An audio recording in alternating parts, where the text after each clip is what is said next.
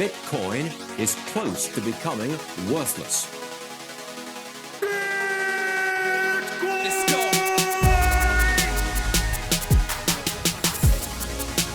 Now, what's the Bitcoin? Bitcoin's like rat poison. Yeah. Oh, The greatest scam in history. let's get it. Bitcoin will go to fucking zero. Yeah.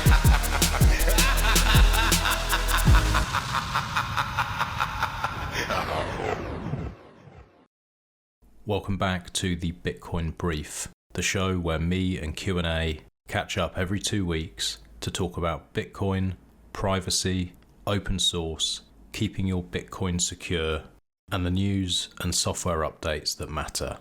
I just wanted to say a massive thank you to everyone who's been supporting Ungovernable Misfits, and a big thank you to Foundation Devices for supporting the show. If you haven't already checked them out, go to foundation.xyz. They make cypherpunk tools for fuckwits, and anyone can use this, even me. If you have any questions or you want to reach out, feel free and I'll be happy to go through things with you. For anything super technical, I'll pass you on to Q. If you want to buy one of these incredible passports, use the code Ungovernable. It will get you a discount and it will let them know that I'm shilling.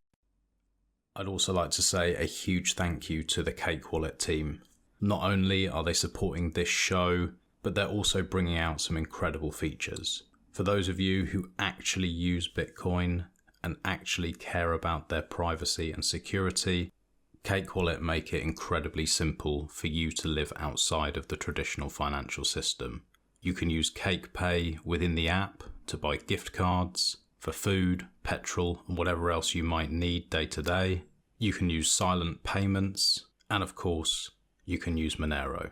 You can connect both Bitcoin and Monero nodes, use coin control, and this team are constantly innovating, and I'm really excited to be working with them. If you have any questions, you can reach out to me, but check them out at cakewallet.com.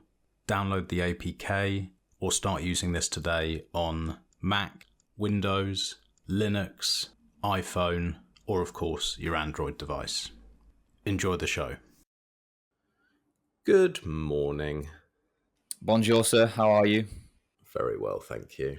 We speak almost too often now. It's like Yeah, I had that thought. I was like, it seems like I just sleep one night and I was like, oh, I'm ready to speak to Max again now. normally people need a bit more of a break. They need sort of at least a week between speaking to me just to recover. It's a good job. I like you. Oh, I love you too, mate. But it is a lot. It's every Friday and every other Monday. Putting in that work. Yeah. How's my audio, by the way? No, you sound good. Good. I've got like an actual mic arm. I feel like a real podcaster now. Nice. What arm did you go for? Oh, it's nothing fancy. It's just like a concertina thing from Amazon. It was like 25 quid. Just means that I don't have to like manually drag the cable and the microphone that's on like a desk stand across the desk every time somebody wants to speak to me or I record. So first world problems. Yeah, that's nice. I got one when I bought this Blue Yeti thing that I still record with. I think the whole package with the mic and the arm and all the bits and pieces was 190 quid or something like that. That's not bad. It wasn't too bad. It's done me for a fair few years. Considering how often you use it. Busy weekend? How's life? The children are vomiting and shitting. So, Ouch. something, I don't know what's going on, but a lot of vomit, a lot of shit, crying and stuff. So, it's been pretty good. What about you? Yeah, very good weekend for me. Fulfilled a lifelong dream to go and see one of my favourite bands, Oasis, in their hometown of Manchester on Saturday. That was, as corny and cheap as it sounds, it was a dream come true.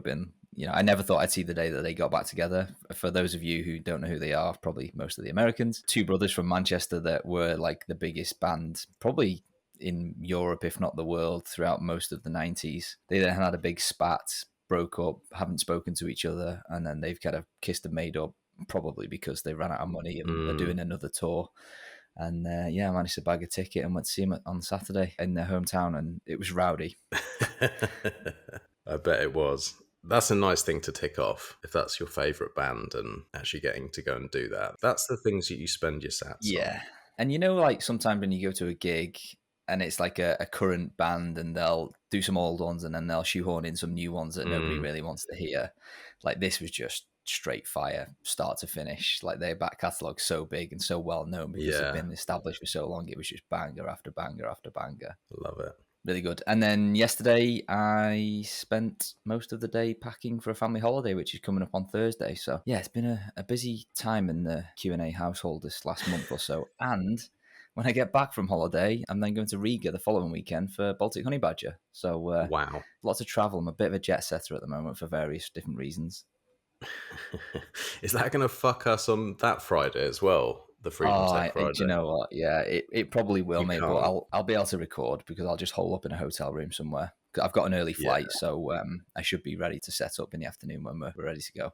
You could always kidnap someone as well. Find someone that you think would be good for the stream and just kidnap them. Bring them with you. That's true. Yeah, I'll have to have a poke around, see who's going to be there. Yeah, that's a good idea. A little mystery guest. Ooh, yeah. Should we just like get them to speak and then get the first person to comment in the live chat? Who is it? And they win 10,000 sats. Yeah, actually, I quite like that. Let's do that. Yeah. Yeah, Okay. I like that. I'll have to remember to do it. But yeah, what else have I been up to? Yeah, lots of travel coming up. I did a bit of a live stream that was enjoyable with Katie the Russian from Citizen X. Oh, yeah. You'll be able to find that on Twitter. I think that was sometime last week. All of these podcasts seem to merge into one at the moment. I seem to just be recording every other day. But yeah, that was good fun. I learned quite a lot. Obviously, she's very much entrenched into the camp of flag theory and all that sort of stuff. So that was interesting to get to chat kind of all things passport with her. And obviously, there's some nice combination of flag theory, passport, like real life passport, and then passport foundation. And yeah, it was nice. It was good fun. Just a quick hour, but it was all good. And finally, very, very happy to say that Passport Core is due to begin shipping today, if not tomorrow. Ooh. We're going to be ramping up the amount at which we can produce and ship just to clear through the backlog as quickly as I can.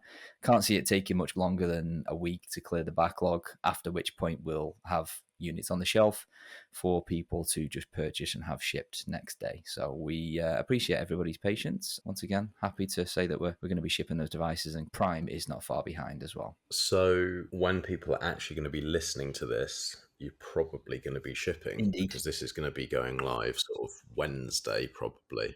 We'll be shipping by then, yeah, by the time people listen to this, which, again, very happy to hear. Yeah. If you are a customer, you'll obviously receive an automated email with your tracking ID as soon as your unit leaves the factory, and obviously we'll be working through them in the order of which they were received. So if you've been waiting for much longer for a core, then you'll be getting yours first. All those stealth goodies going to be into people's hands. Can't wait to see some pictures on the socials. Oh, do you know what I just thought? Before we dive into any news, I don't think anyone's claimed their sats from last week's Freedom Tech Friday. We had 3. It's not that they haven't, it's that we haven't said who's won. That's what it was. Because we ran out of time. We better put that out on the socials and choose 3. Because 3 people each won $50 from Cake Wallet. So nice. We'll do that. Very Let's nice. do that after this recording. We'll choose them. Okay, sounds good. Yeah, that was a good one. A fun one, Freedom Tech Friday number 3. We did a deep dive into the first news article on today's list, actually. Obviously, I'm not going to go into too much detail, but just a heads up that the Roman Storm / Tornado Cash case is now underway in the US. We did a super deep dive where I'd give a pretty lengthy recap on the state of affairs there on last Friday's Freedom Tech Friday. So if you want to get all the details there, you can either click the link in the show notes or go ahead and listen to last week's Freedom Tech Friday, and you'll hear us kind of talking about all of the implications really as to what this can mean for Bitcoin and the wider crypto ecosystem as well, because I feel like not many people are paying attention to this. Yeah, I feel like it's sort of, I have to say, like, I've paid a lot less attention to this than the Samurai case. But it's all kind of the same. There's different people and there's slight differences, but at the end of the day, it's all the same fight. And just because it's Ethereum, it shouldn't be ignored. Absolutely.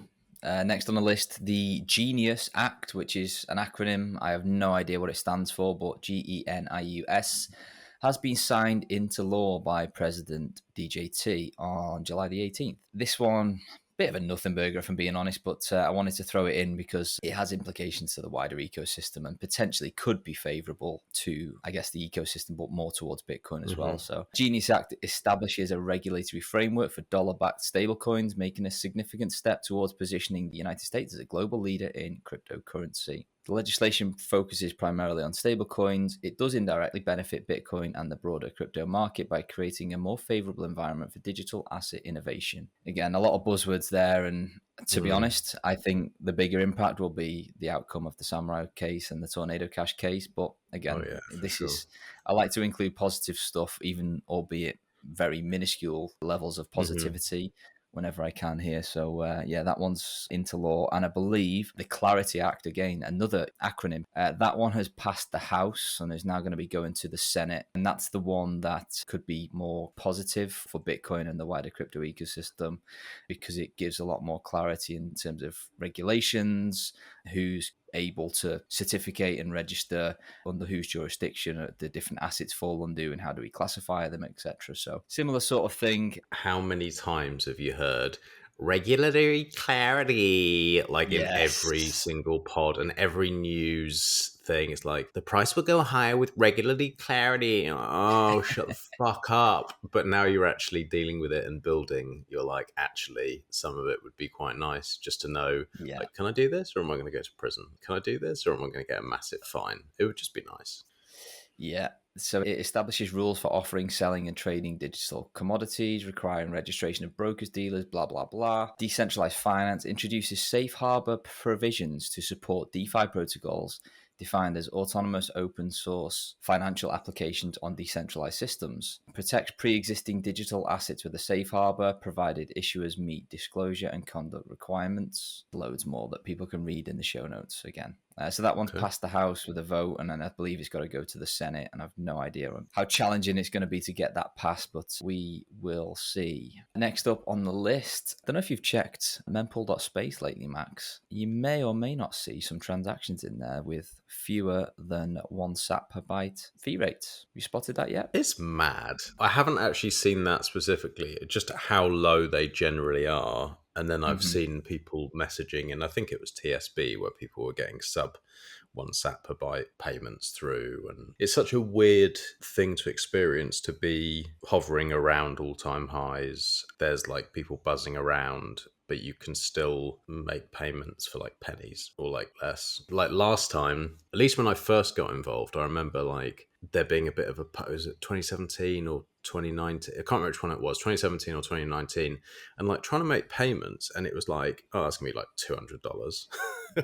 It's fucking mental. And I think like maybe people either weren't there for that or have forgotten like just how mad that is to be sat where we are and to be able to make payments for nothing practically. I'm so torn on this whole thing. I didn't see this coming. Like you say, we're at somewhere close to like $120,000. Bitcoin price has almost never been higher. I'm looking at mempool.space right now as we record at 1 p.m. UK time on a Monday, and the next block fee rate span begins at 0.44 sats per byte.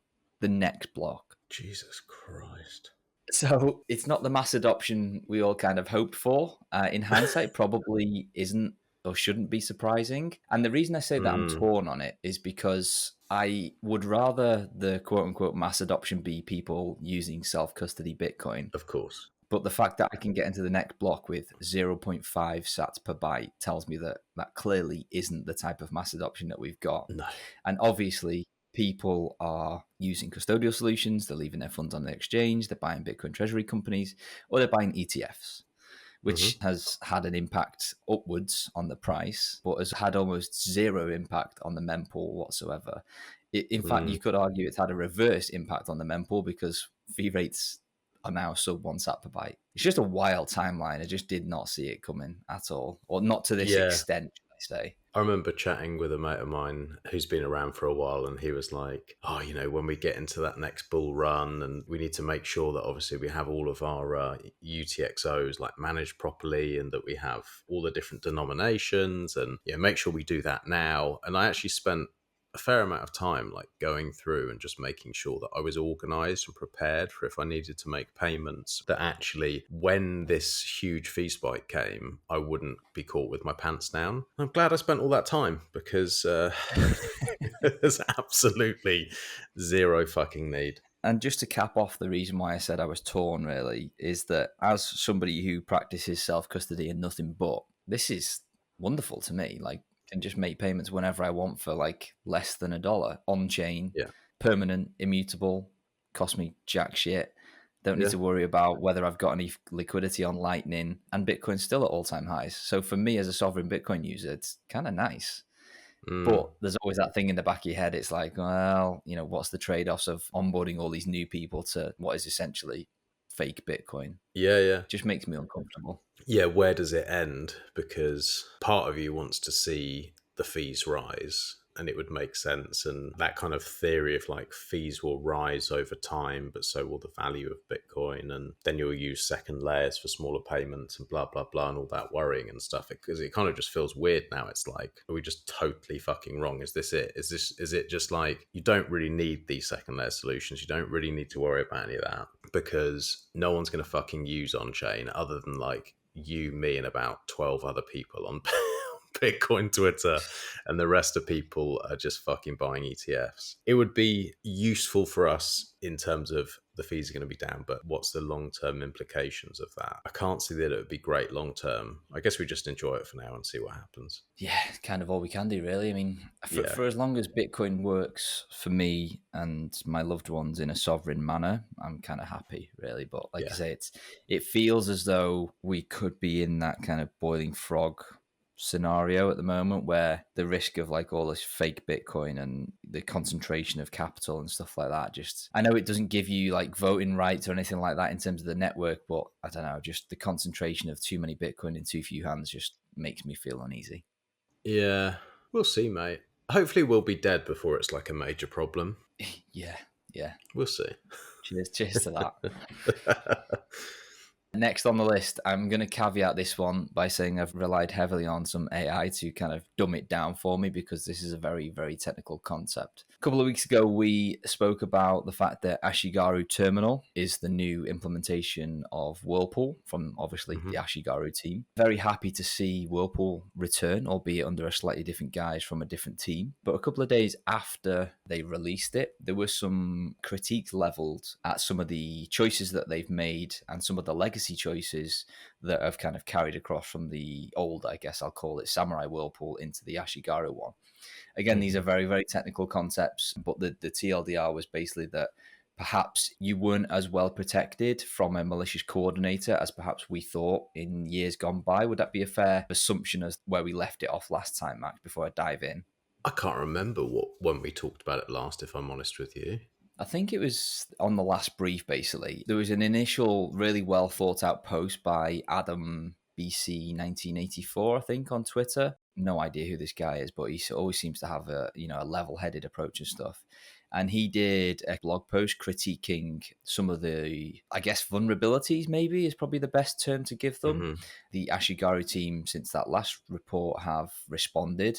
There's also been lots of other chatter as well, which again is even more technical. So I've done my best to summarize the initial report from Adam and then summarize the Ashigaru response just so that people can stay up to speed on this. Okay. Again, I will give a final caveat that even after summarizing it, I'm still not able to kind of fully understand the implications as to whether, this is a go or no go in terms of using this tool. But let's let people make their own decision. And obviously they can click the links in the show notes for the full, really technical deep dive article and the response as well. So this is the summary of the report from Adam. Basically, Ashigaru made a solid effort to fix a known vulnerability from the original Whirlpool. The per client RSA key differentiation attack, told you it was technical. This attack would have allowed the coordinator to give each user a unique key, potentially breaking anonymity inside a single CoinJoin round, meaning that they could associate the input to the output of a specific user, assuming that the coordinator is malicious, of course. Ashigaru tackled this by hard coding a single RSA public key into each client. The client then outright rejects any key sent from the server and only uses the one that's internally coded. This means that all participants use the same public key and the server cannot track users with custom keys. So far, so good. However, and this is one of the key points, the fix, it then came to light, introduced a new and potentially worse privacy issue, cross-round linkability. Because that one RSA key is reused across every single mixing round, a malicious coordinator or even a well-funded observer could potentially link activity across rounds. This opens the door to long-term behavioral profiling, even if users did everything else right. So while the original per-round attack was about breaking privacy within a single mix, the new one, brought about by the architecture changes they made, is about breaking it over time. Again, to stress, this assumes that the coordinator is malicious. Yeah.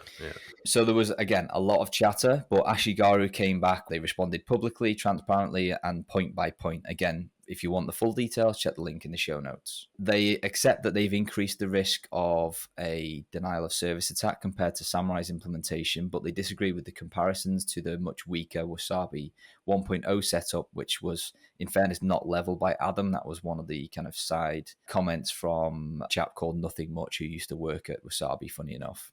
Mm-hmm. They mentioned that they're actively working on a fix for the RSA key tagging concerns, testing a method where the client sends a verifiable pool ID and a block hash to the server for a signature. Again, told you it was complex. Mm-hmm. In terms of per round RSA key rotation, this was a big recommendation from Adam's report.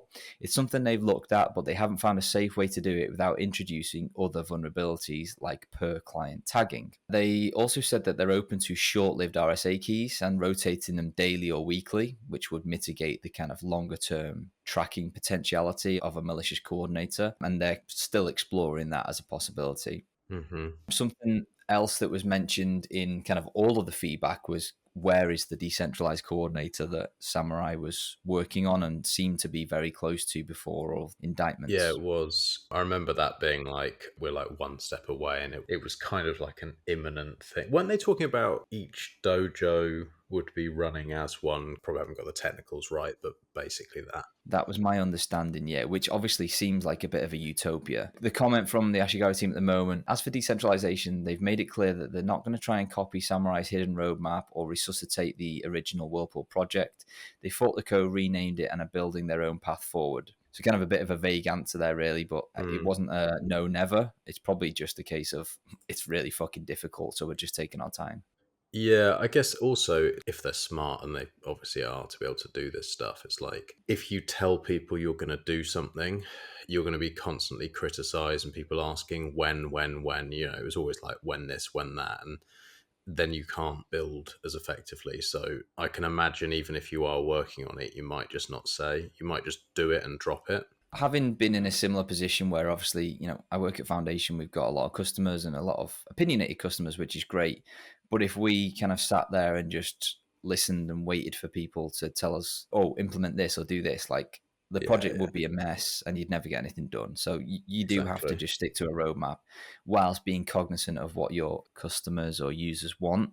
It's a fine balance, even more so for these guys that are kind of operating without social media, without any customer support or anything like that. It's like, it seems to be like a one-way track, and you know, again, I commend them for that because they are putting their necks on the line.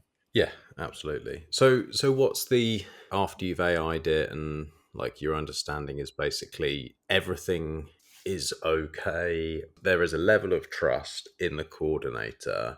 As it stands, my understanding is they solved one problem but introduced another. I think the problem they've introduced is only more of a problem for people that want to stay in the pool and mix for a long time, because this is that kind of cross-round tracking potential if they turn out to be malicious. But if you kind of just want to hop in, do a quick mix, then the changes to the architecture that they've made seem to make it much more private for you, because there's almost an impossibility that a malicious coordinator could de-anonymize a single mix. That's so weird, because that's like flipping it on its head from previously, because it was always, you're better off staying in there and it's better for everyone else's privacy the longer you're in there as well, but you benefit from their continual mixes because you can't separate yourself from them. Which remains true. It depends who's your threat model here. The vulnerability we're talking about is about Ashigaru as the coordinator being malicious. Let's assume that they're not, which hopefully they're not, but we can never know for sure. if you stayed in a mix and did 10 mixes, to everybody else other than a malicious coordinator, you still got exponentially better privacy. Yeah. So what you said is still true. It's just a case of there remains an unfixed problem that there is a bit of trust in them not being malicious as a coordinator. Can you not mitigate that from what we were talking about on Friday with Seth? There was a question, it was like, what's better, doing a Monero swap or using Whirlpool? And we'd sort of said, well, use both, go through Whirlpool, then do a swap, or open a Lightning channel and spend like that. Because if Ashigaru were to be malicious, then your spend post-mix would actually be very difficult for them to track. Yeah, absolutely. The previous people who could have tracked you because your identity might be linked, it's now been broken by Whirlpool. So that kind of still stands, even with whatever critiques there are here. And I'm way too dumb to understand it. It's gone over my head. But it's like, if that was the case, and worst case scenario, they were malicious and they could track you because you stayed in there for long enough for them to do it and de-anonymize you or whatever you would call it, then you should, if you're that paranoid, then maybe open a Lightning channel or do a swap, and then you sort of cover all bases. Yeah, it's layered privacy, isn't it? It's always going to be, provided you choose the right options, it's going to be additive. But again, it's not a utopia, because with each step, you've got cost, you've got complexity, you've got time. It's not perfect, but it would mitigate the specific vulnerability we're talking about today. Yes, absolutely. Okay. So just to be clear then, it is still a massive win to have Whirlpool back, regardless of what could or maybe might be a potential problem, possibly. We are looking at a massive edge case, and also with the assumption of them being malicious, it is still a massive, massive win, and something that should be strongly considered for probably most people spending. I think that's a fair assumption. They seem to be very open to kind of feedback that they've had, particularly when it's really well structured. In the case of Adam and stuff, they came back sort of in a proper manner and said, look, yeah, we know about X, Y, and Z, and we're looking at X, Y, and Z to try and mitigate that as well. So it's not a case of this is the tool, like it or lump it, use it or don't. It's a case of, it's an iterative kind of process. Again, I got no idea. Ashigaru could be one person, it could be 20 people. We're just going to have to bear with them and just hold them accountable to what we see and what we can use. So far, that seems for them to be good faith actors. Yeah. All right, next on the list, I'm going to rifle through the software updates and we'll do the boosts at the end, mate. Okay. We're going to be hitting the big green button on Envoy 2.0 today. So hopefully by the time this is released on Wednesday, all being well, you will be able to upgrade your Envoy to version 2.0. Massive update, big changes to all of the onboarding flows for both Passport Core and the upcoming Passport Prime. That's the main driver for this release, is bringing everything up to speed to be able to cope with the new device in Passport Prime. Obviously, that comes with it new connectivity. Obviously, we've got all the old QR code stuff from Passport Core, but we now have Bluetooth and stuff that is used for quantum link connection between Passport Prime and Envoy as well, which if you're a newer user, it's a game changer in terms of how easy it is to get started. So I'm very excited for people to be able to test that out. We've also upgraded to BDK Bitcoin Dev Kit 2.0, which is the underlying framework that kind of powers Envoy and many, many other Bitcoin wallets built by the team over at Spiral. So thank you for their work on that as well. Just loads of improvements, new fiat pairings. We've got default Electrum backend options, just like in Sparrow. So if you don't run your own node, you can go and choose from the foundation node or a list of pre-selected public Bitcoiners alternatives as well. So even if you don't run a node, you still don't have to trust us to serve you your transaction balances or anything like that. So that's a good improvement as well. I know we're trying to do a tight one here, but just as you were saying that, it had me thinking, if a user, I should know this as well, I kind of probably do and forgotten, but if a user goes on, chooses one of those Electrum servers, makes some payments and receives some payments, all the rest of it, and then they jump to another one, are they kind of creating more risk for themselves, or are they creating less risk for themselves as a general rule? Do you know what I'm trying to get at?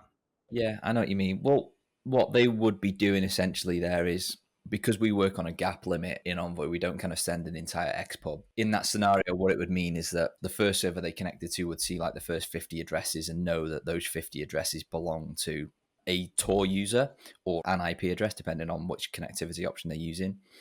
If they then switch to another node after that, there would be a different set of 50 addresses, albeit with some overlap, depending on how actively used the wallet is. And then that second server would know about those 50 addresses being controlled by the same IP address or Tor address. So it's not the end of the world. Again, there's no publicly identifiable information or personal information or anything like that. It's just a case of server A knows about these 50 addresses and they belong to one person. Server B knows about these 50 addresses and so on and so forth, depending on how many times you switch. So that's the reason you might choose to have a lower gap limit rather than a larger one, or is there any other reason why you might have a... The main reason for a lower gap limit is to just speed up syncing times. If you've got an Electrum backend that's not as optimized as Fulcrum or something like that, then every time you open your wallet, if you're checking for 50, 100, 200, 500 addresses, that's going to take a long time for your wallet to load. So most just default to 20, which for most people is absolutely fine. You know, if you're not a merchant, you don't have a BTC Pay server, and you're just kind of doing 1 or 2 receives a week or probably a month for most people, then a 20 address gap limit is fine, especially if you're not messing around in the wallet and scrolling through an address list and just picking random addresses where it's going to make a bit of a mess. Then, you know, a standard gap limit is fine. Okay. I should have done this one first on the list. Ashigaru Terminal. It's coming out in StartOS 0.4. Yeah. This is exciting. Do we have any more info? I've literally just got a message from Jordan to say, look what's coming. Yeah. Got no dates, no timelines. I checked my Start9 this morning. It's not there at the moment. So what do you know? I don't know much. He's been quiet because he's just been hammering work out, basically. So I've had the same message. I've spoken to him a couple of times briefly. I know that he was working on it, and then there was some reason that he couldn't get it into the store. It had to be side-loaded, which I believe BTC Sessions has done a tutorial on, like the side-loading. Oh, nice. Okay. I'm pretty sure anyway that I saw that either yesterday, it was sometime over the weekend, I'm sure I saw that. You can side-load it, but I think it's in their 0.4 release, or what do you call it? Their... Yeah, 0.4 that's the right release numbers, which is not out yet. I did check this morning. Yeah, so I think it's that once that comes out, they can do it, and there's some technical reason why he did it, then he had to redo it because they changed something, and then they changed something else, and he had to redo it all because he's kind of working to their specs, is my understanding. And I think... Will it be in the community app store? I believe so. I take it won't be in the main one. Yeah. No, I believe it's going to be in the community one, but currently you've got to side load it. I did ask him to send like a voicemail or something so that we could play it, so that he can explain, because as usual, it's above my head. But all I can say is I know he's been working extremely hard doing this, and he's been doing it for a while. I know that he'll get it done. Probably watch that BTC Sessions thing if you're listening to this and interested, and just give it a try.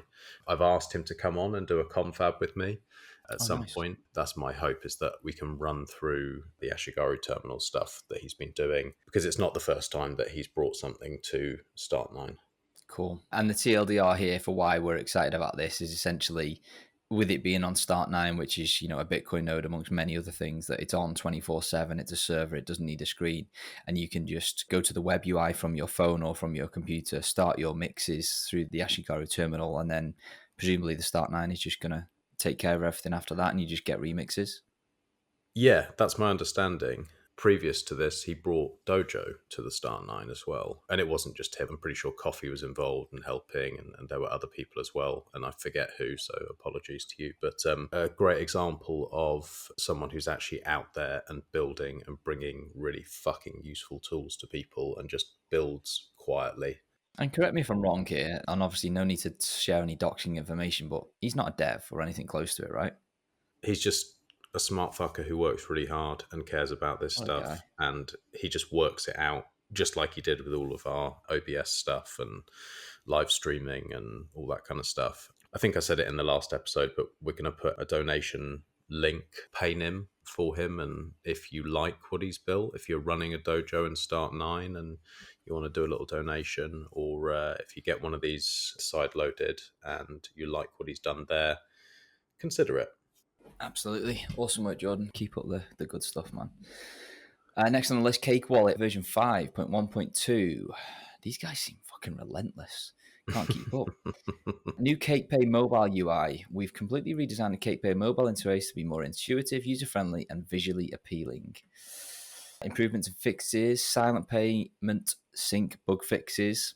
I've seen a lot of people moaning about this one on Twitter. They have resolved several issues related to silent payment synchronization to improve reliability and performance, corrected balance discrepancies, and enhanced sync speed as well. Looking forward to testing that one out. Yeah, I have to say I never got it working. I had to play and tried to do it a while ago, but I had no joy. Zeus version 0.11.2 main release is now available. I think we quickly covered off the beta release on the last brief. We now have lots of nice new features, extended message signing with on-chain addresses.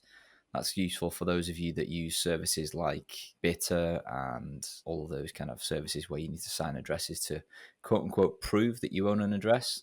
They've added the ability to select and share QR codes or texts, some cashew-related stuff, point of sale system. You can now set your tax rate for individual items, some LND updates, and they've also added MMP and AMP Lightning explainers as well as many other bug fixes.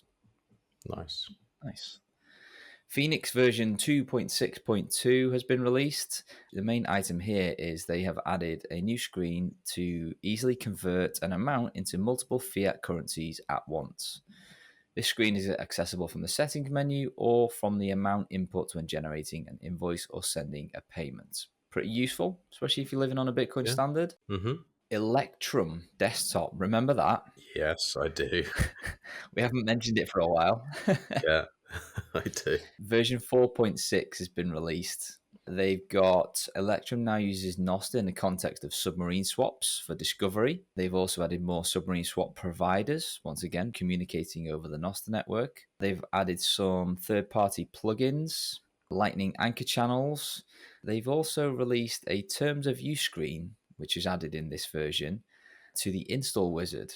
While the license remains unchanged, we ask users to agree with the fact that we are not a custodial service or a money transmitter. The terms of use screen also makes it clear that all issues are to be resolved in public and that there is no user support via private channels. Interesting. Mm-hmm. Well, bit of arse covering. Yeah, I'm not sure that having a disclaimer that the customer thinks it's not a money transmitter is going to stand up and hold any weight in court, but who knows? No, I doubt it, but at the same time, I can understand why you might put something like that there. Yeah, indeed. Bitcoin Keeper version 2.5.0 and subsequent 2.5.1, which just had bug fixes. 2.5 adds support for USDT, so Tether. Which one's USDT? I'm not really that up on my stablecoins. It's Tether, isn't it? US dollar Tether, USDT. Is it the Tron one though, or is it? Oh fucking hell! I don't know. I think USDT is just generally US dollar Tether. I just think that's what it is, and then it runs on different networks or something. I see. I have never used a stable coin ever, so it's just not in. I understand the need for it, but just not for me. Like my knowledge is very limited. There's USDT, and then isn't there USDC, which is like the Coinbase one or something like that? That's the Circle one, I think, isn't it? Oh, that's the Circle one. There's a few, isn't there? Yeah, I think Coinbase has got one. It is the Tether one, so you can have a dollar wallet in your app. Okay. With the gas-free architecture, you don't need to hold any other crypto for paying the transaction fee. And it has the same recovery mechanism for the whole app, no need to back up again. And you can also buy and sell USDT right into and from your wallet. Send and receive USDT on Tron, so it is the Tron version. Interesting. Yeah. Okay. I guess if you're like trading, I can see the kind of appeal. If you're like a crypto trader, bro, yeah, I could see that it's all in one wallet, and you're not actually using banks, which would always be a problem. Yeah, indeed. I just didn't have that on my bingo card for Bitcoin Keeper to be adding Tron, but I guess USDT is probably the most used crypto in the whole world, right? Especially in developing countries. So I guess it makes sense to look at support for that and gain some user base. Next up on the list, I just wanted to quickly mention this. This actually came out in Vegas and I forgot to mention it, and then it popped up on my radar again. Frost Snap. I don't know whether you clicked the link, Max, to have a look at this. I've heard of it. It's the small USB-C devices with a small touchscreen on that kind of operate in something analogous to what I can only describe as the human centipede. for those that have seen that film. Yes. Yeah. If you Great haven't and film. you're at work, don't Google it.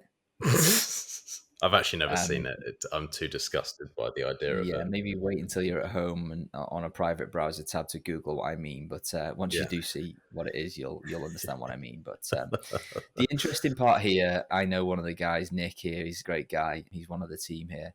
The interesting thing here is that this is the first kind of reluctant to call it consumer ready because it is kind of very new tech and new hardware, but they are selling a product. So let's call it consumer ready, doing basically Taproot multi-signature, where you just have the two devices and everything boils down to a single signature on the blockchain. So this is the first kind of real implementation we've seen of that, where we're using the Taproot side of what we can achieve with multisig in a consumer-facing product, at least anyway. You ain't going to get any kind of flashy UI here. From what I can see on the website, it's somewhat rough and ready. Yeah. Like I say, it is new tech and they are a very small team, but it's good to see teams pushing the boundaries here. And I long for the day where we can have slightly more, well, significantly more private multisig, where anybody looking at your addresses on chain has no idea that there's 3 keys protecting your funds, which is or was one of the main selling points of the Taproot upgrade when it was first being banded around all those years ago. You know, when you have like an assumption that's in your head and you just run with it and you don't question it too much. I remember speaking to Black Coffee about this, and I was like, yeah, you know, one of the reasons I don't really like multi-sig is your footprint is different. You stand out from a crowd. It's obviously not good for privacy, and so, you know, I don't really like it for that reason. And he was like, yeah, but any attacker knows that you have multi-sig. It makes you a lot less of a target because they know that you have multi-sig. And I was like, that's not a bad point. Like, I'd never really thought about it that way, but it is a double-edged sword, isn't it? It's like, okay, it might make you stand out more, but it also means that people can see he's got multisig. That is less attackable than someone who doesn't in a lot of cases. Maybe we move on to the next person. So you can kind of see it both ways. If you're a thief walking down the street and you see 2 people, one's got their phone strapped to their hand and they're a big fucking unit, and the other one is like a 10-year-old girl who's like balancing it on the end of her finger, which one are you going to go for? Yeah. The other cool part here is that it's using the Frost technology as well, which means that you can rotate keys out without having to do any on-chain transactions at all. So if you lose a device, you don't have to go and create a new vault and rotate all the funds out and potentially have to consolidate your funds or do loads of transactions to restore your privacy. Like if you lose one, or you have like a company structure here where somebody leaves and you know you just need to get rid of their key, you can do all that completely off chain with no movement of funds as well. That's pretty cool. Yeah, this whole Frost stuff is when it goes mainstream, it's going to be pretty cool what we can do with it. And that'll mean even fewer transactions on the mempool. We're going to get to a point where you actually get paid to make transactions. Yeah, miners are going to be throwing sats around. Yeah. Yeah, please transact. Yeah. We'll be there. We'll be collecting them. Last thing on the list is BT Sessions just out of nowhere just did a couple of very, very short, rough and ready videos for somebody, I believe, that just asked a question on Stacker News. And I just come across it. I thought, you know, this is pretty useful for people to watch over the course of 10 minutes and learn. The question was around, how can I do software-only based multisig? Because most people, when they do multisig, they run straight to a hardware wallet for all of the obvious reasons. But this one, he makes literally in 10 minutes, he shows you how to use Sparrow and Blue Wallet to create a 2 of 2 multisig, where the phone app holds one set of keys and Sparrow holds the other set of keys, and you need both signatures. And then he does a spend as well. I thought it was a really, useful video, and just to demonstrate that, you can actually achieve multisig here without a hardware wallet if you wanted to. Obviously, be cognizant of the risk and stuff. And again, 2 of 2 is just the example here. I presume he's done that just to keep the video time short, but you could do a 3 or 5 here with different versions, different phones and stuff. So check that out. I just thought it was very useful, and hopefully people will get some value from it. Very nice. All right, so we hit the boost, and we might actually finish on time here, Max. Just about, I reckon. Okay, let me jump in. Oh, here he is. Jordan. Here he with is. 30,000 sats. Thank you, Jordan. What a guy. Do you think he does all this stuff because he knows deep down being Canadian, he needs to do better. And he just wakes up in the morning and says, I need to do better. And that's what drives this. I live in the UK. I'm in no position to be judgmental. You can't speak. No. Yeah, that's fair. I Okay. refuse to comment there. Okay. For Q and the Misfits, I just had a remix go through using my Ashigaru terminal on Fart9. Fire emoji. Due to the new packaging requirements of the upcoming Start9 release, I don't think you'll see it around the marketplace anytime soon, but I have a release on my GitHub to sideload at, and then a link, which we'll put in the show notes. But this was obviously sent from the last episode, Yes. so I'm not sure how long ago that is. I think what we spoke about in terms of it coming to version 0.4, that is after what the boost that he's just sent. So we did those the wrong way around. And but hats off, Jordan. Again, awesome stuff, mate. Yeah, love it. And just go into the show notes and click the link if you want to sideload it and have a go. And again, BTC Sessions, I'm almost certain has done one. And if he hasn't, maybe I'll just like will it into existence for him to do one anyway. Katan's done one as well. Oh, okay. Lovely. Late stage hodl, 6,000 sats. I'm on vacation. I might forget to boost, so... ... Here's 6,000 sats. Thank you, late stage hodl. Yeah, thank you, mate. Silas Thornbrook. Catching up with my two favourite guys while sitting in an ER bed and getting prepped for surgery. Thank you, gents. Fucking hell. He's finally getting that penis enlargement, is he? He told me it was a reduction. He said it just gets in the way. It's too much of a problem. I hope you're recovering well, mate. Yeah. Yeah, I hope you and your penis are doing well. Seriously, though, I hope you're all right. That doesn't sound nice. Surgery's scary. I hope you're good, mate. Indeed. Turkey with 500 sats. No comment. Poopsicle with 300 sats. It's not a trap if I know I'm being trapped. Okay. I have no idea what the reference is there. Maybe you can shed some light on that one for us, Poopsicle. Yeah, I have no idea. Maybe he's like a mouse. He's going for some cheese. He's like, it's fine. I'll go for it anyway. If you are a mouse, shout out to you. Stack Jarrow, 250 sats. Here's to sharing some ungovernable currency with you fucky lookers. Thank you, Stack Jarrow. AIBLE says, great show, and sends 200 sats. And then he writes again with another 200 sats. I definitely use the code MAX. This is from when I was asking about the foundation thing. Mm-hmm. I definitely use the code MAX. My boosts are a pittance compared to what you deserve. Gotta support if I can. Passport is the best wallet I've used, hands down. Love it. Thanks, Abel. And finally, Mr. Pies with 100 sats. Hey, chingity ching. And he just gives us a salute and no abuse. Thanks, Pies. Thank you, mate. I appreciate that. Well, I think we've just done it in time, mate. We have 54 minutes on the recording, at least. I'm sure you'll be able to chop that down by a few as well when you edit. Cut out some of our usual waffle. Should we give an apology ahead of time? This week, Freedom Tech Friday may or may not happen. It may or may not be pre-recorded.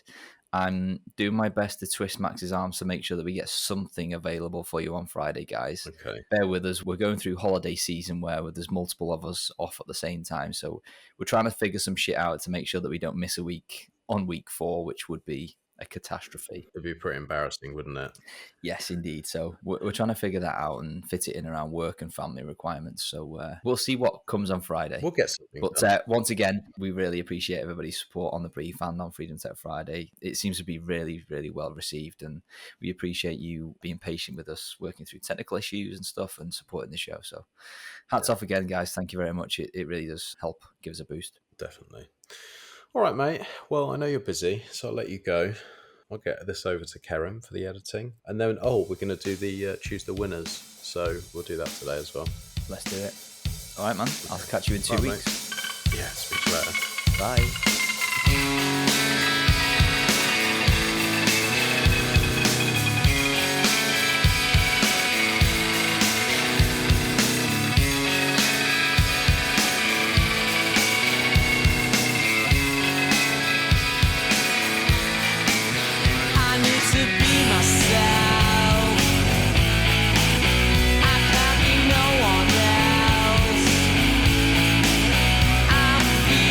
Super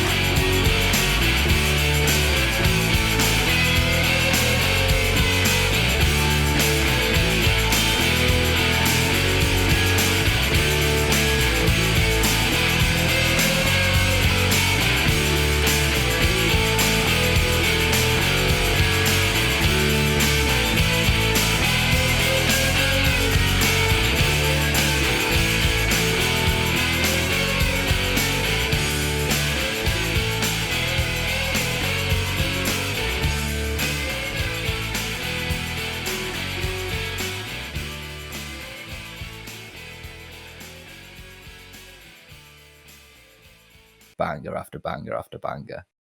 Before you go, I have an announcement. WebLife is hosting a privacy meetup in Charlotte, North Carolina, July 26th at 6 to 10 p.m. at Great Wagon Road Distilling. We'll workshop Ashigaru and their Whirlpool terminal. You can bring an Android device. Other topics include NIM, VPN, Cake Wallet, RetaSwap, and more.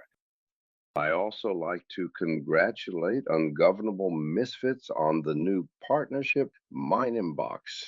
MineInbox.io. Help keep your online presence hidden.